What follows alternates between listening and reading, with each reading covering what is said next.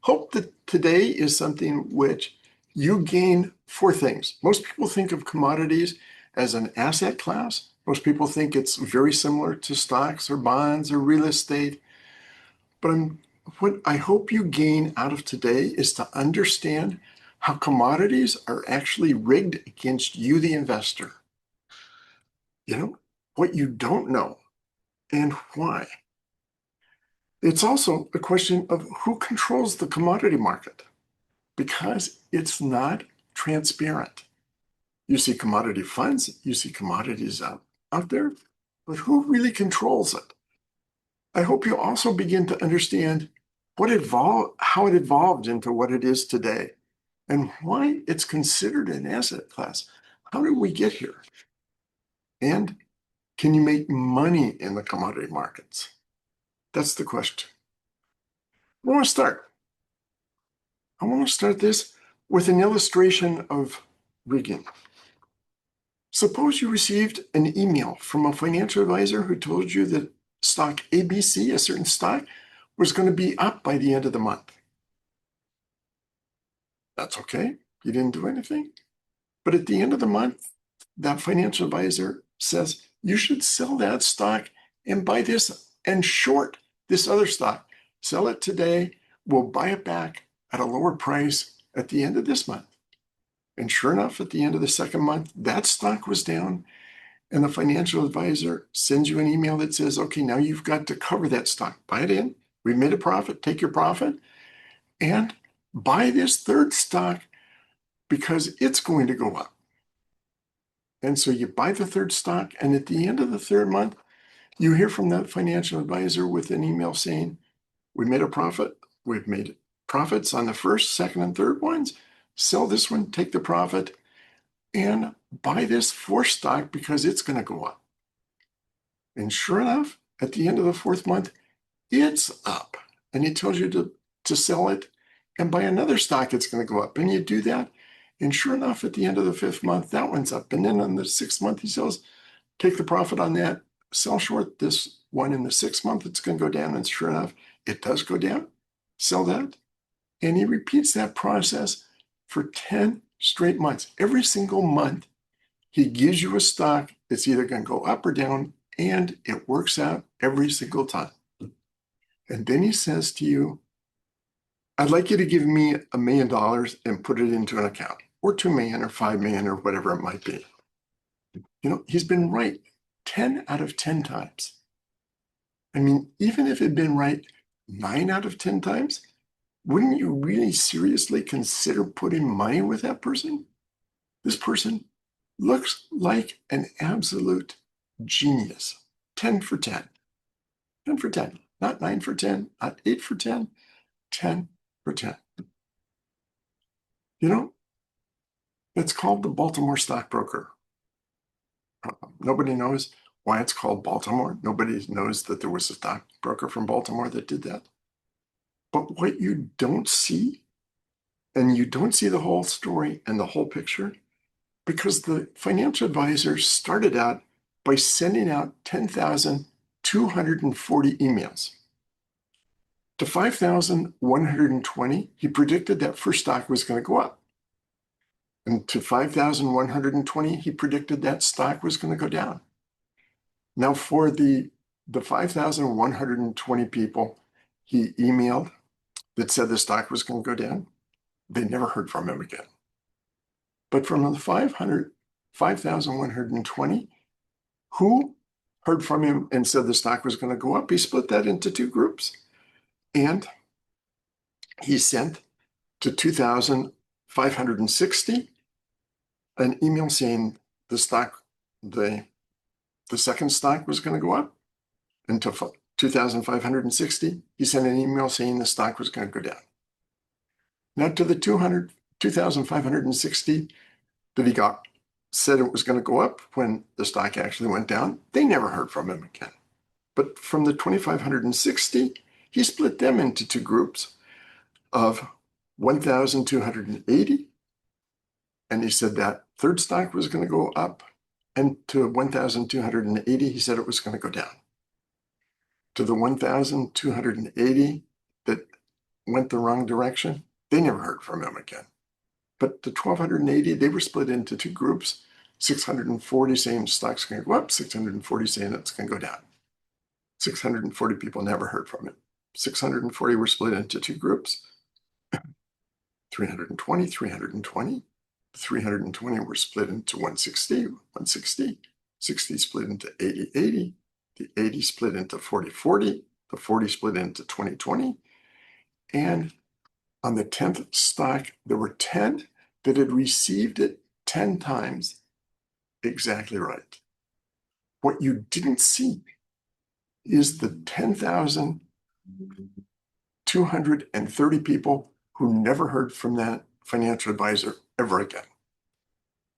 The 10 that he got right 10 times, he looked like a genius. But you know what? That's not the whole story. What I want you to see in today's program, in today's workshop, is what's going on with commodities, because you're not seeing the whole picture. You're not seeing what's really going on. It's rigged against you. And we're going to get to that as to why it's rigged against you. But first, I want to talk about the 4 phases of how we got to where we are today. Because I think you have to understand that, to understand how they can rig it against you. So there's 4 phases. The first phase began with the 1970s oil shock. And we're going to take it to Wall Street's entry into looking at commodities as a fund. But in 1970, things began to change. Up until the beginning of the 1970s, what was going on is the big oil companies, Exxon, BP, Chevron, Mobil, those 7 companies called the Seven Sisters, they owned the wells. They drilled and explored, they found the oil, and I'm talking about oils. The same things apply to other commodities, but today it's all about oil in Iran. So let's talk about oil. The 7 Sisters, they owned the exploration, they owned the wells, they lifted the oil out of the ground, they shipped it to the refineries, which they owned. From the refineries, they shipped the products like gasoline to their own service stations. And in the service stations, they pumped the gas right into your car. So the whole process was from the well to your car, owned by the companies, whether it was Mobil, whether it was Exxon. You remember the service stations. They had their own process. But in the 1970s, that began to change. It began to change because oil prices, you went through an embargo, and that began to change. You began to have independent brokers handling the oil. That was the first change that began to happen.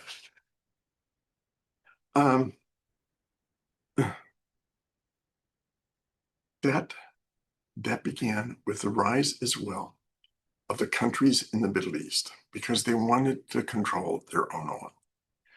The second phase began with the collapse of the Soviet Union in 1991. You had people going to the Soviet Union and saying, we want to broker your oil. We'll even provide some financing for you to do that. And those brokers secured access to a lot of natural resources, including oil, at extremely favorable terms. In today's market, if oil's at 100, they might get the oil at 60 or 70. They made a huge profit on that. That was the second phase. The Soviet Union collapsed, and they began to work with companies like Angola and Nigeria and Gabon. They made some people very, very wealthy, some rulers of those countries very wealthy. And they continued to broker that oil at very favorable prices. The third phase was the spectacular growth of China. I did a workshop on China a while back, talking about how China grew. But China became a huge sink for oil and for other natural resources. They became a huge consumer.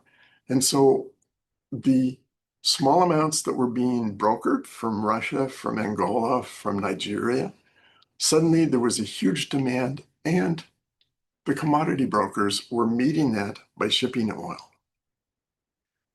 And as that grew, you created another problem because the demand was so great from China and from the other developing countries, what were once called the third world countries, because the demand of those countries, and they were growing rapidly, the commodity brokers didn't have enough money to finance everything that was going on.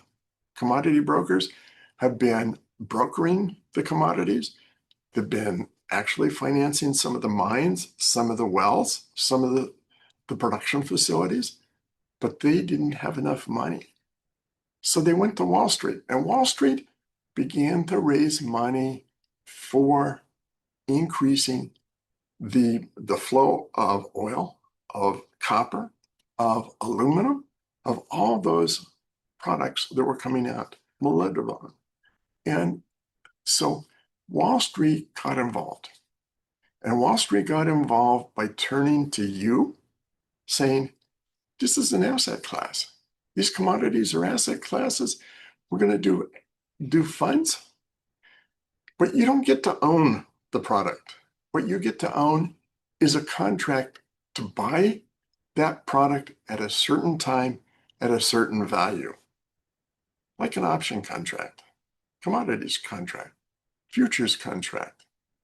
They began to deal in contracts, not in the physical cash product itself. That was Wall Street. That's how it became an asset class. That's how it started to get put into client portfolios as an alternative to stocks and bonds, as an alternative asset class, so that when stocks went down, maybe commodities went up. When bonds went down, maybe commodities went up. So you got this whole idea of diversification.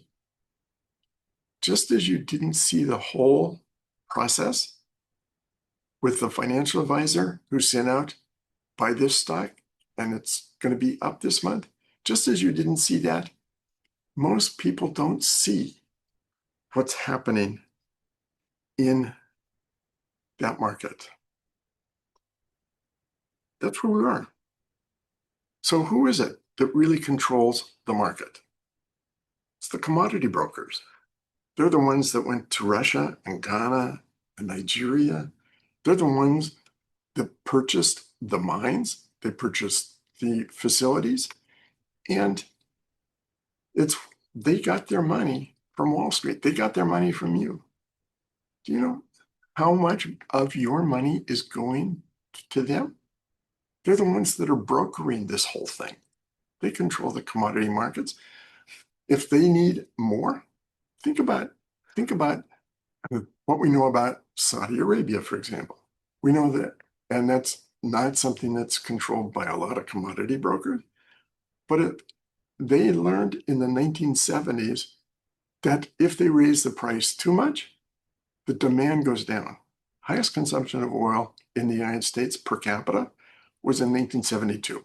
When they pushed the price up too much, people began to put in double pane windows. They began to get cars that got more mileage to the gallon, began to do things Saudi Arabia learned, as did a lot of the commodity brokers, that if you raise the price too high, you begin to cut demand. We'll see that again. We'll see that again if oil stays over $100 a barrel. We'll start to see additional things going in. We're going to see alternative energy take off as well. They furnished, but it's Wall Street using your money to buy those contracts, which furnishes the money to the commodity brokers. They control it. And I used oil as an example, but it's really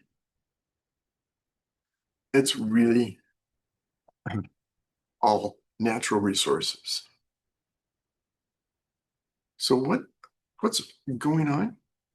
Think about where you are and how this is all rigged. because the commodities market is like a poker game where the people you're playing against, they can see your cards. You can't see theirs. Or they can see some of your cards, but you can't see theirs. You get to buy a commodity fund or even a commodity contract. And they are contracts, not the physical property. You get to invest in that, thinking that you're looking at the full picture. But like the Baltimore stockbroker, you're seeing only part of it. The poker game is where the other players get to see at least one or two or three or other players at the table get to see your cards, what you were dealt. You don't get to see what they are. That's the kind of game. That's rigging against you. They need your money to finance their brokerage. They need your money to finance the mines. They need your money to finance the production. They need your money to finance the shipping. They need your money to finance all that they're doing. It's become a huge, huge market, and it needs money to make it work. And you're supplying it. You're supplying it. Right now, we're in a situation where the United States is at war with Iran, and you have the Ukrainian-Russian war going on. All of that is adding up to the commodities game.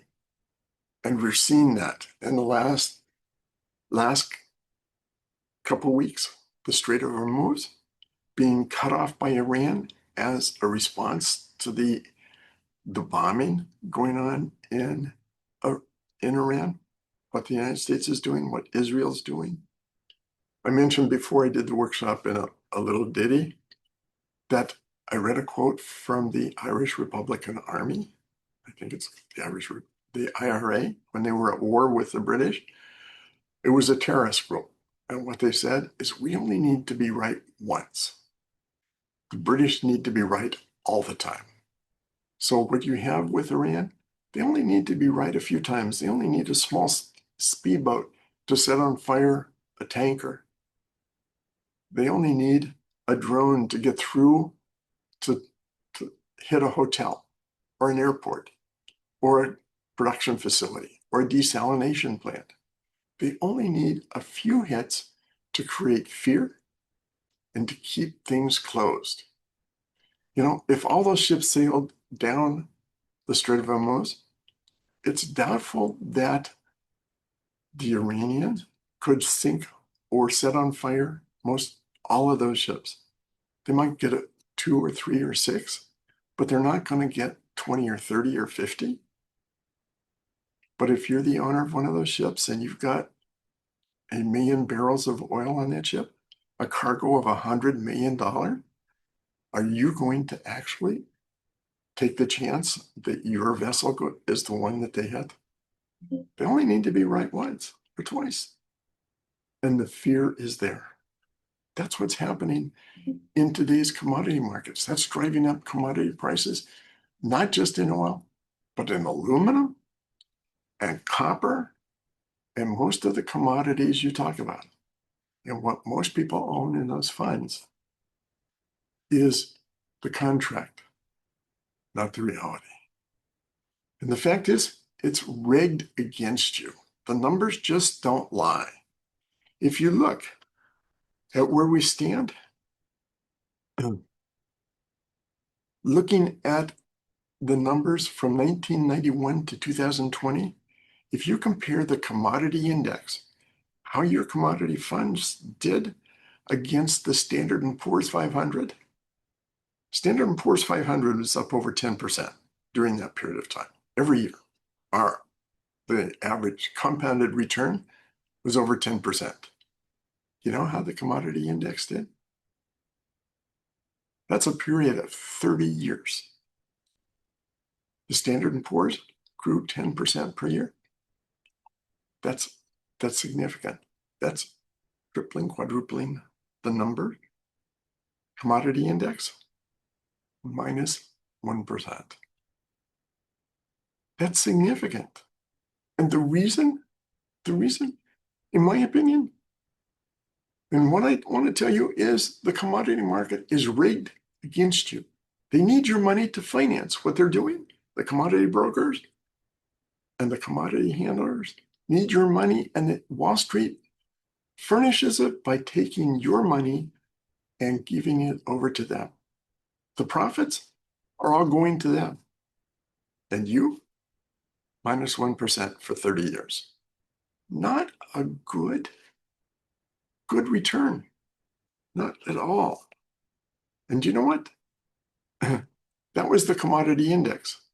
But there were ETFs, commodity ETFs, that have lost 90% of their value. Even as oil prices went up, commodity ETFs lost 90% even as the price of oil went up. There's even one ETF that lost 99% of its value. It's a rigged game. It's rigged against you.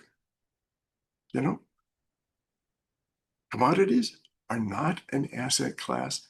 Commodities are a rigged thing set up by Wall Street. Wall Street makes their fees. They make their fees on the funds. They make them as an expense ratio, as on commissions, on fees. The commodity brokers make a ton of money. You don't make anything. That's the way it works. You know what? I believe there's an alternative, and I believe it's very simple. What a disciplined, proven strategy looks like when the markets get unpredictable, and we are unpredictable. I believe that what we do at Adams Financial Concepts is stocks and bonds. Sorry, it's not very complicated. It's stocks and bonds. And this is where we've been. Since the bottom in 2009, we've turned 500,000 investment into 7.4 million. That's significant, very significant. While commodities have been essentially flat and not going anywhere, this is making money. And yes, there's volatility, significant volatility, but that's the price for getting a higher return. And if you buy in here, you had to go through this drop to get to you. But that's where we are. And yes, we will see more volatility. We'll probably see a lot more volatility in this market. But this is something that we think is worth taking the risk for, and what we're doing. And with that, let me say, past performance is no guarantee of future performance. I have to say that. We have a whole list of disclaimers. You can find that on our website, along with that guest. And with that, let me say, I wanted to do 4 things and show you how it was rigged. Did I accomplish what I wanted? Are there questions that you have? Let me open it up and ask that. Mike, it's Chris. I'm back, and that was super informative. Thank you for that. Mike, I have a question queued up. Somebody says, do I even have commodities in my portfolio right now? So this is somebody that doesn't even know. Now, in the case of any client of Adams Financial Concepts, we don't have commodities. We have had at times, we have had gold in the portfolios. Actually, we don't have gold itself. We have gold miners. So I've had some oil exploration companies in the 90s. But it's always a company where you can see the revenues and earnings. That's what I want to see, not some product and not some contract saying we'll take delivery at some future date at a given price. So then the follow-on question, Mike, how do I find out if I'm exposed to commodity funds without knowing it? Oh, on your statement, look at what's there. If you have funds, then Google it and find out what the fund is invested in. If you have individual stocks, you're not invested in commodities. You might Mike, next invest in a commodity broker or a commodity fund or a commodity company, but not commodities itself. Like the next question, are gold and silver in the same category as oil and other commodities? Yes. And again, let me come back to what I'm talking about are not the commodity themselves. I'm talking about the commodity funds, which are based with contracts to purchase the commodity at a given time. The futures contracts, the physical contracts, not the quantity itself. But even at that, remember it was in the 1970s when the Hunt brothers decided they were going to corner the silver market and own all the silver and drive the price through the ceiling? I remember, from our wedding, we had a full set of 12 of sterling silver placements, and silver prices had soared to such a point. My wife even asked, should we melt it down and sell it? I said, no. What happened is so much silver came rolling out that the Hunts couldn't control the market.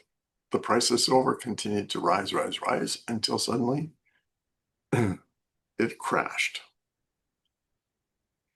No. Owning the silver miners, owning the gold miners can be a positive. Owning the contracts to buy silver or gold, no. Even if you own the physical physical commodity is very different from commodity fund or ETF. Mike, the next question that's come in, if the US dollar is devalued due to deficit spending, does gold become more attractive? In theory, yes. Gold trades on three criteria.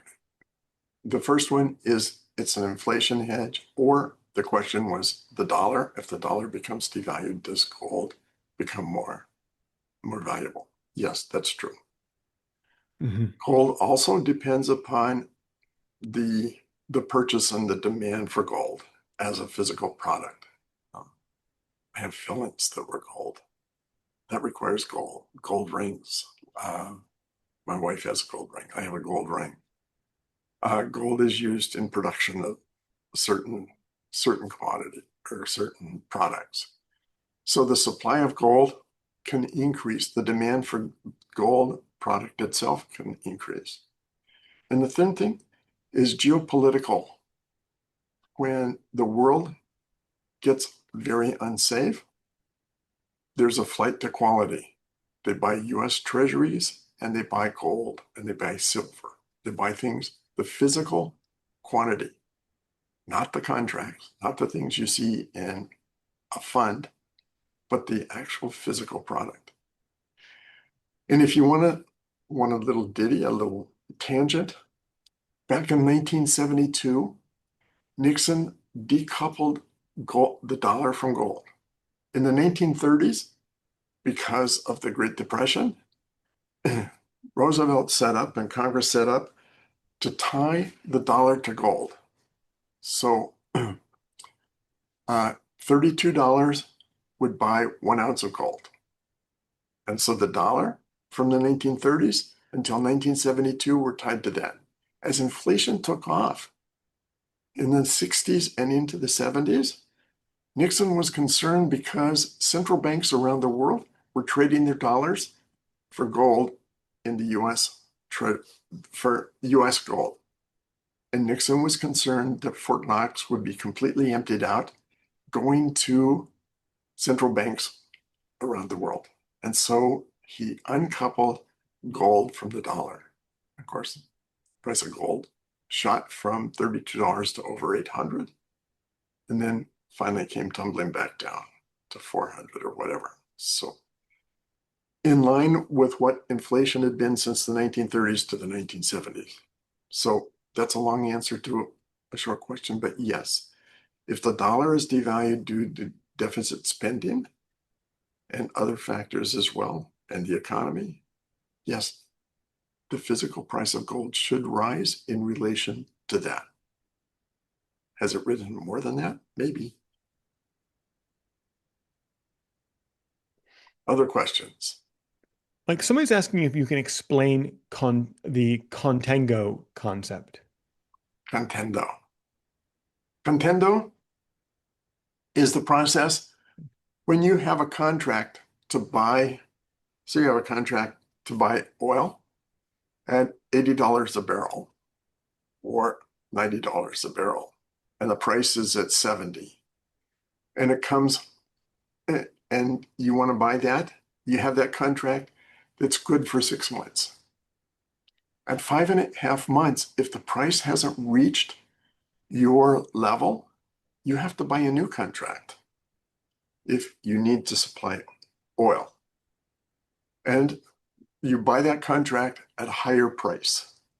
So every time you buy that contract, it's costing you extra fees, and very often you're paying a higher price for it. So when I talk about the commodities funds or the commodity index and the commodity funds being negative, dropping even as oil price went up, commodity price ETFs went down, it's because of the extra expense of continuing to roll over the contracts at a higher and higher price and the fees that were involved with that. Those contracts don't generate any income. It's all on the idea that the price of the commodity will go up, or in some cases, you're betting that it'll go down. But that's contango. Thank you, Mike, for that. Mike, I don't have any questions from the audience queued up. Oh, hold on. One's just come in. It's my understanding that China is purchasing precious metals. If true, why is that? It's a great question. China is in a process of deflation. They're able to buy those precious metals, given that those metals, it's the same way as hedging, buying gold, buying silver, the product itself. Or as we saw in the 1970s, a lot of central banks were trading their dollars for gold. China's moving to trade their dollars for gold because they anticipate that the dollar is going to sink in value due to the deficit, due to the war, due to the increasing deficit that's going to be required to finance a war. That, as the question was asked, the dollar will tend to drop in value because of the deficit and because of economic problems. So that increases the value of those precious metals. And they're buying the precious metals because they believe that gold and silver are overpriced. So it's not just China that's doing that. I think we'll see a number of central banks that begin to make that move and probably already have. Mike, the next question is asking about the definition of backwardation. I don't know. So my understanding of backwardation is, and so it's backwardation. My understanding is that when the current price of a commodity is higher than the future price. So, for example, if there was supply shortages, and that's going to create like that downward sloping forward curve. Sounds like it's almost the opposite of contango. Sorry. I should know, and I don't. Yeah. I don't deal in commodities. Like that's all the questions that I have queued up for now. So if anybody else has a question, you can pop it in. While we're doing that, I put a couple of links into the chat. One is the YouTube link for the YouTube channel, which is where you can find the replays of all of our Thursday broadcasts, as well as some other great information that is definitely going to help you. And if you do happen to go over to the YouTube channel, we'd appreciate a subscribe so that you can get alerts before anyone else when we post new content. And then I've also posted Mike's email address so that you can email him with questions about your unique situation. And I know that Mike checks, reads, and responds to every single one of his emails. Mike, I have a question. What's Yes. coming up next week, sir? Next week, one of the things that's sold as a safe investment and locks up income for life or whatever, annuities. It's sold as a safe investment. It's sold as a way to protect and reduce taxes on your investments. It's safe, but it quietly destroys wealth. And I want to talk about how that happens. Annuity sales are going through the roof because people are worried about the volatility in the market. In the long run, annuities are not that safe. And we'll talk about why that is. That's next week. Mike, that wraps up all the questions that we have for today. And so with that, I want to thank everyone for taking the time to be with us today. Mike, it was a captivating presentation, great Q&A today. And as always, Mike, you get the final word. Well, thank you very much for being here. I hope you gained some insight into what's going on. I hope that with that insight, you can apply it to your investments. And if you're a client, know that we're not invested in commodity funds. Know that we're not going down that road, that we really want to stay with those things which create wealth and not remove wealth. And with that, I wish you all the very best of a week and have a wonderful week. Take care. Goodbye.